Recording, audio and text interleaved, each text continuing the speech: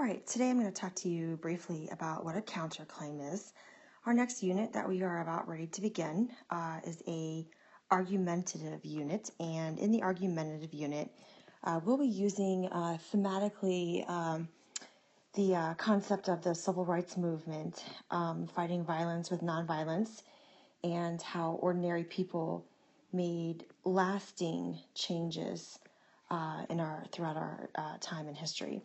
So the counterclaim will be a tool that you will need to use when writing your next embedded assessment. So there is great importance of you listening today, since part of the grade will be for including counterclaims in your next embedded assessment. And this is new information for you. All right, a counterclaim is when the writer recognizes an opposing viewpoint and then argues against it cleverly. I often have, and you probably have to watch, shows on Netflix or wherever, when a lawyer is fighting a court case, and you'll often hear counters, during a trial. And it's when they bring up the other side, but then they always add, it's actually a conjunction, they always add that little conjunction in. It's usually the word but, and then they bring it back to their original argument.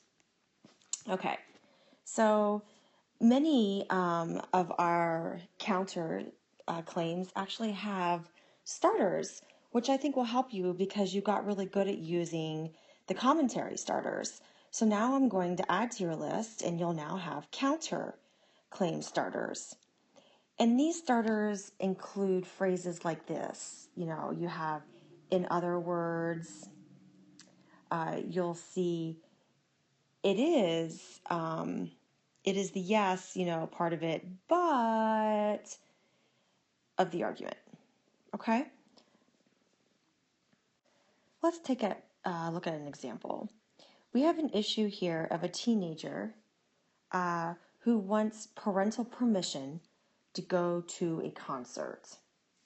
The claim is that I should be allowed to go to a concert without an adult. Okay, that is the claim that is being made.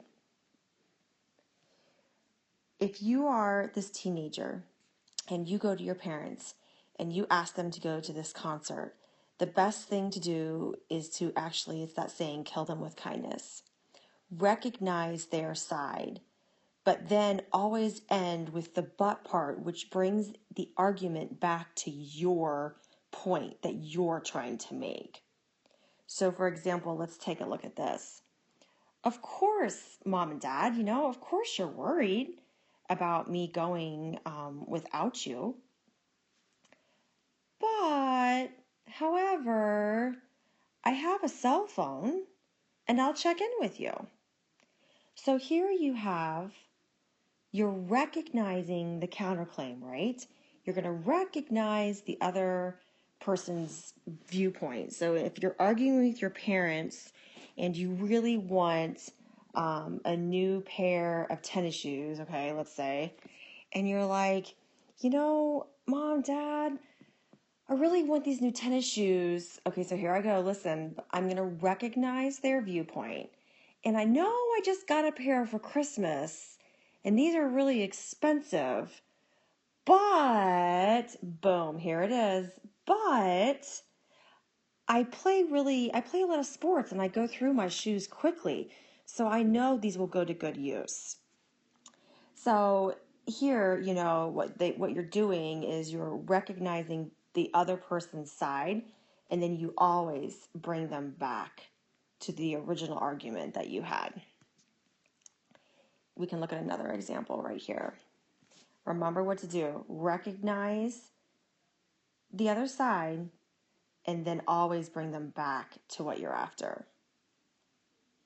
Admittedly, it is a good point that I do have homework. I mean, after all, Mom and Dad, I understand why you don't want me to go to a concert, because you think I have too much homework to do. But, on the other hand, the concert is only a few hours, and I will try to get most of it done before I go. So again, you're going to recognize your parents' concern, but you're always at the end in the counterclaim going to bring it back to the point that you're trying to make. What I would like for you to do now is I want you to read this quick little story about adopt a puppy. Everybody wants to adopt a puppy. I mean, who doesn't want a puppy? Some of you might have gotten a puppy for Christmas. Lucky you. And what I want you to do as you read through this article is, look how short it is. It's barely even, it's like a little two paragraphs. I want you to circle or, underline if you want, what have you, each time, put a little star next to each counterclaim that you can find. And I'm going to give you a hint. In Adopt a Puppy, there are 2 counterclaims. So let's see if you can find them. If I were you, I would get out the bright orange neon counterclaim starter, and maybe that will help you locate some of them. Then, when you're done, there's another one. However, this time when you practice with the one about, it's over on the back, just turn it over. However, when you practice with this one to see how many counterclaims you can find, I'm not going to tell you. With Adopt a Puppy, there's 2 counterclaims. With the cell phone in schools, I want to see how many counterclaims you can find, and I'm not going to tell you how many there are.